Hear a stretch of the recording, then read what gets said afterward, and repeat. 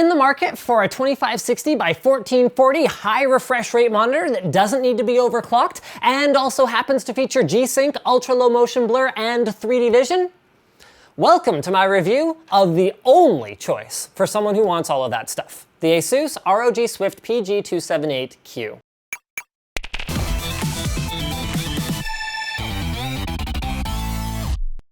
Cooler Master V Series semi-modular power supplies feature 80+ gold efficiency and their gold guarantee 5-year warranty. Click now to learn more. ASUS was wise to go with an ROG-inspired design for this monitor. Physically and ergonomically, it hits all the right notes for a top-of-the-line monitor for me right now. The stand has the full gamut of adjustments, 12 centimeters of height adjust, 60 degrees of swivel, 25 degrees of tilt, and 90-degree pivot with a VESA mount in the back, just in case none of that is enough for you. The styling is also spot on with aggressive rear vents, a cable management hole in the stand, a disableable red LED ring around the base, and that's it.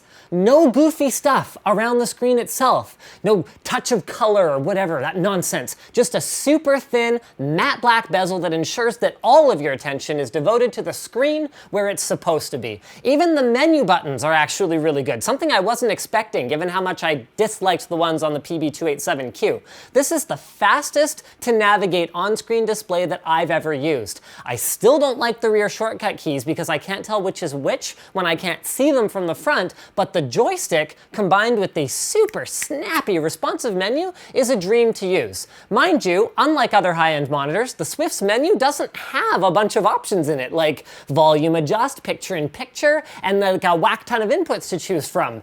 And when we flip the monitor over at the back, that reveals the reason. In the back, you'll find a DC power jack for the included power brick, a DisplayPort 1.2 input, and a dual USB 3 port hub that I really wish was on the base. And that's it. Because of the G-Sync module, which only supports one input, this monitor doesn't have an extra HDMI input for your game console. It doesn't have weak sauce built-in speakers. It expects you to game on a PC with a proper pair of headphones or speakers, the way that Gabe N intended. So far, if the product wasn't even good, I gotta say, I like its attitude. But does it suck? Is it not good? No, it doesn't suck.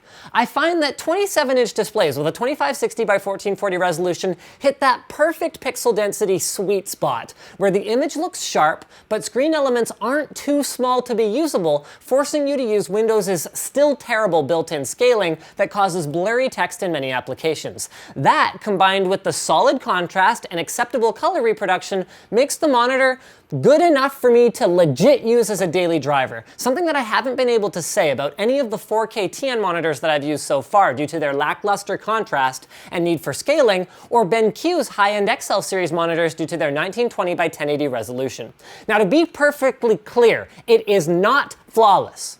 Switching from the PA279Q monitor that I use at home to this was very noticeable. Contrast and colors are not as good, and viewing angles, while good for TN, are still TN, with horizontal color shift being difficult to notice in day-to-day use, but vertical color shift being very noticeable, especially on white backgrounds. With my head stationary, the top of the screen has a slight green cast and the bottom does go a little bit pink.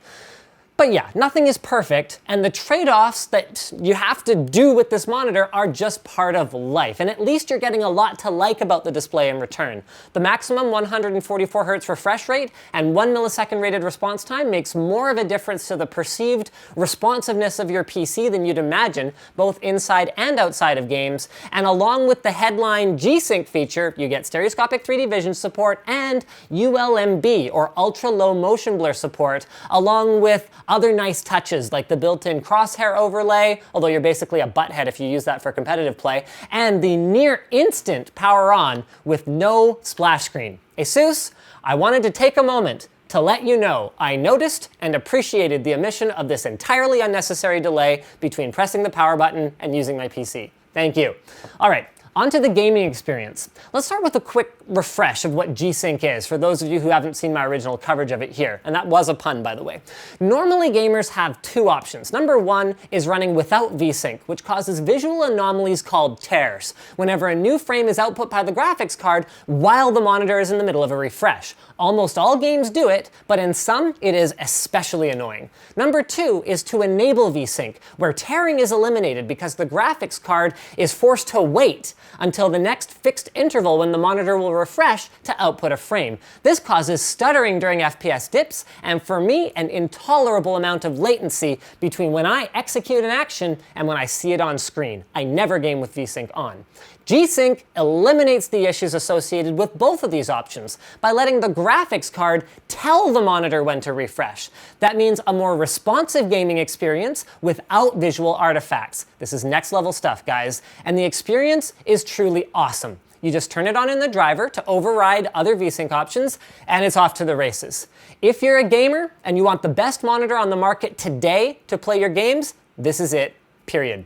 I did most of my testing in Tomb Raider 2013, since I happen to be playing that game right now, and even though this monitor wouldn't be all that suitable for professional color work, using it recreationally, I really didn't feel like I was having the TN experience, the way I normally do with high refresh rate monitors. In every scene, from vibrant outdoor jungle locations to darkened tombs where monitors with poor contrast will make it difficult to make out details, the Swift excelled.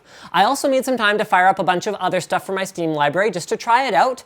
Frame rate drops below 30 FPS are still very noticeable, because even with G-Sync on, you will experience stutters when you dip that low. But per the suggestion in the reviewer's guide, I actually tried using GeForce Experience's Game Settings Optimizer for the first time ever, since it's designed to keep your FPS above 40 by default. And honestly, it actually worked pretty well. It made smart decisions for me that were similar to what I would have input. And while I'm still going to do it manually, because I'm a control freak, it did work surprisingly well for a quick, I don't feel like dialing in all my games right now solution.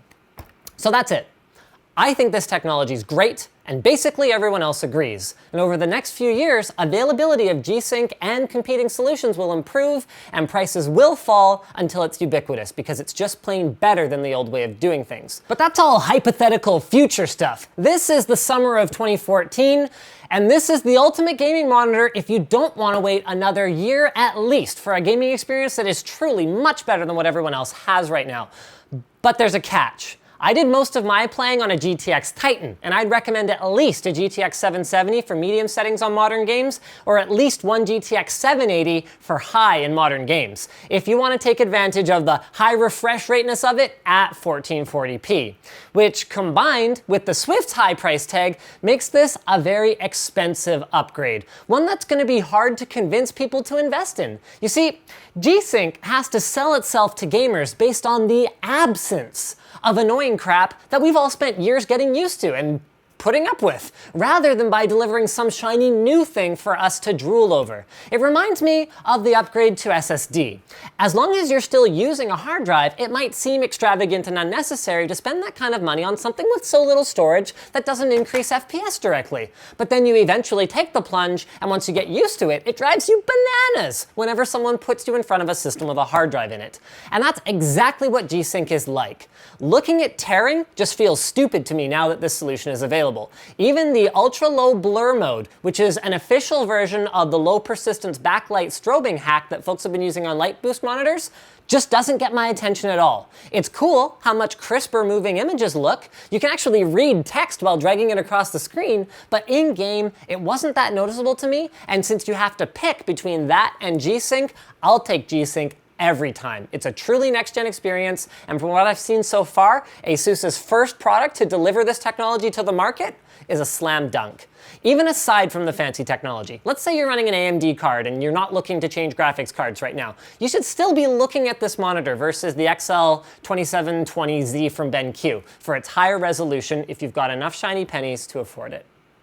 Guys, Thanks for watching this video. Like it if you liked it, dislike it if you disliked it, leave a comment, let me know. Are you shopping for a gaming monitor? What's on your short list? Always with our videos, guys, there is a link in the video description to where you can support us. You can buy a cool t-shirt like the one I'm wearing. You can give us a monthly contribution. You can change your Amazon bookmark to one with our affiliate code so we get a small kickback whenever you buy stuff. And I think that pretty much wraps it up. Thank you very much for watching again. And as always, don't forget to subscribe if you haven't already.